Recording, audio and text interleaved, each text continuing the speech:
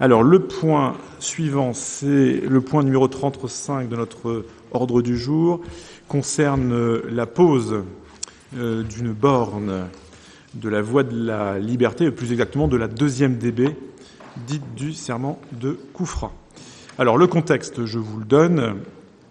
Depuis 2009, à l'initiative de Madame Le Barbanchon, maire de Saint-Martin-de-Varville. Tu connais Saint-Martin-de-Varville, Jarnine? C'est Utah Beach, toi, s'est développé un projet de voie de la 2e division blindée, et sa réalisation et son développement relèvent aujourd'hui de la responsabilité de la Fondation Maréchal Leclerc de Haute-Cloque et connaît désormais un développement régulier puisque 87 bornes sont actuellement en place au long de l'itinéraire suivi en 1944 par la division blindée, la 2e DB, donc de Leclerc.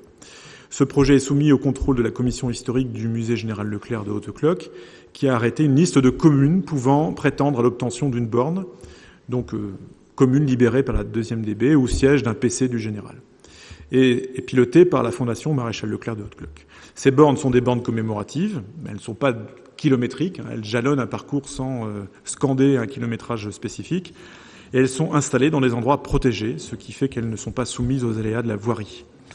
Et elles sont installées à l'initiative des communes qui en font la demande. Donc la candidature de la commune d'Avranches ayant été retenue par la Fondation Maréchal Leclerc de Haute-Cloque pour la pose d'une borne sur la place Patonne dans le cadre des célébrations du 75e anniversaire du débarquement et de la libération d'Avranches, une délibération du conseil municipal autorisant cette installation est nécessaire pour finaliser la commande auprès de la Fondation. Le montant de l'acquisition de cette borne s'élève à 1 750 € TTC, la TVA n'étant pas applicable. Donc, petit complément d'information, donc c'est à l'occasion de l'inauguration d'une borne identique à Saint-James il y a maintenant 2 ans. J'avais eu l'occasion de rencontrer les gens de la Fondation. On avait évoqué le passage de Leclerc et de sa division blindée à Avranches, dont une rue porte le nom, bien évidemment, une rue qui part de la place Patonne en direction du sud. Et c'est alors qu'avait germé cette idée. Et pour rendre ce moment un peu plus solennel, nous nous sommes dit que le 75e anniversaire, et notamment la date du 31 juillet, était particulièrement bien indiquée.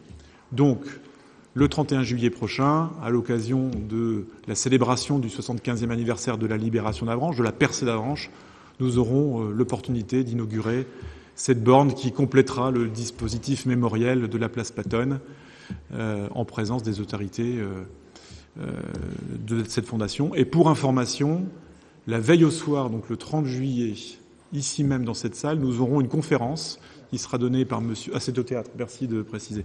Au théâtre, nous aurons une conférence de monsieur Christophe Bayard, qui est professeur d'histoire et géographie à Alençon, et qui est un des grands spécialistes de cette libération de la Normandie par la 2e DB. En partie, bien évidemment, la 2e DB n'a pas tout fait à elle seule, qui permettra de compléter, j'ai envie de dire, cette dimension mémorielle autour de la libération d'Avranches. Voilà, avez-vous des questions ou des remarques auxquelles je pourrais répondre? Nicolas et ensuite M. Moradin. Oui, je voulais savoir s'il était prévu de mettre aussi un panneau explicatif à côté de la borne ou s'il y a suffisamment d'éléments sur la borne pour expliquer ce qu'elle représente, ce que c'est que ce serment. J'imagine que tout le monde n'est pas au courant de son existence, de ce nom, etc. Première question. Et deuxième point, c'est une observation qui ne regarde que moi, mais je vous la partage quand même. Je trouve ça un peu cher quand même, le montant de la borne. On s'est posé on s'est interrogé sur le montant en commission des finances, parce qu'à cela s'ajoutent effectivement les services de la ville qui vont installer, si j'ai bien compris, donc le socle, voilà, la zone où elle sera installée. Mais je partage quand même l'intérêt de ce type d'éléments matériels dans une ville qui a vécu des pages d'histoire, et donc les visiteurs et aussi les locaux qui s'approprient donc l'histoire de leur commune. Mais voilà, ça a un coût. Oui, alors, sur le volet pédagogique, bien évidemment, il y aura un dispositif explicatif, comme nous l'avons fait Place Patonne depuis le 70e anniversaire, puisqu'on a ramené des éléments, notamment autour de l'histoire du carrefour qui a donné naissance à la place Patonne, sur notamment la présence du char Sherman qui est sur la même place. Et il est prévu, bien évidemment, d'expliquer en quoi le nom d'Avranches est associé à cette chevauchée de la 2e DB, sachant qu'en effet, la 2e DB a stationné tout près d'Avranches, à Saint-Aubin-de-Tergat, et c'est même sur cette commune que les premières victimes de la 2e DB ont malheureusement été à déplorer. Sur le coût, alors, tout est relatif. Je serais tenté de dire que c'est quasiment le prix coûtant de la borne. C'est-à-dire que lorsque vous changez une borne de la voie de la Liberté en résine, alors c'est le conseil départemental qui s'en occupe, c'est le prix. Voilà ce que coûte un mobilier urbain.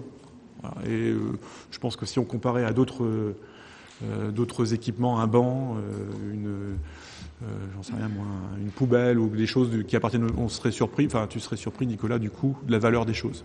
Je pense que c'est le prix coûtant d'un objet en résine moulé, peint, que l'on doit ensuite fixer dans l'espace public.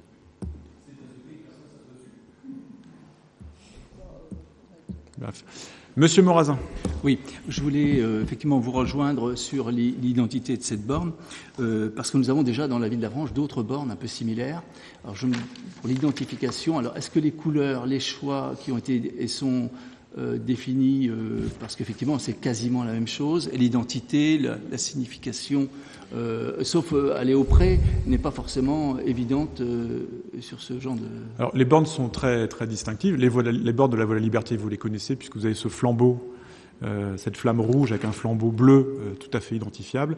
Là, bien évidemment, sur la borne en hommage à la 2e division blindée, vous avez le symbole de la 2e DB, donc cette carte de France bleue et cette croix de Lorraine blanche parfaitement identifiable.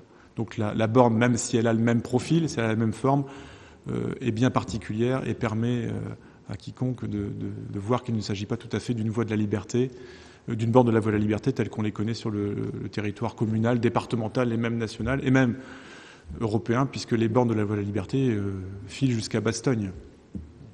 Donc, on ne va pas systématiquement faire une révélation de la différenciation entre... Voilà, donc en tout cas... Quant à l'emplacement, je peux vous donner son emplacement. Donc on l'a vérifié avec les services techniques il y a maintenant quelques semaines. Donc la borne sera installée à l'entrée de la zone gravillonnée qui permet de cheminer jusqu'au pied du monument, dans un angle qui est formé par les bordures de granit et la bordure qui délimite le gazon. Donc on a un angle qui est là et qui est parfaitement adapté à l'installation de cette borne. Monsieur Huette.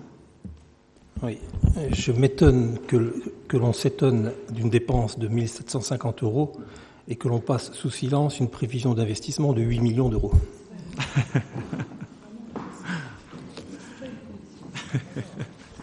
Merci. Bien, s'il n'y a pas d'autres remarques, je vous propose de passer au vote concernant donc l'achat et la pose et l'inauguration de cette borne en hommage à la 2e division blindée Général Leclerc. Y a-t-il des votes contre ? Je n'en vois pas. Des abstentions peut-être. Il n'y en a pas non plus. Donc, à l'unanimité, cette question numéro 35 est donc adoptée.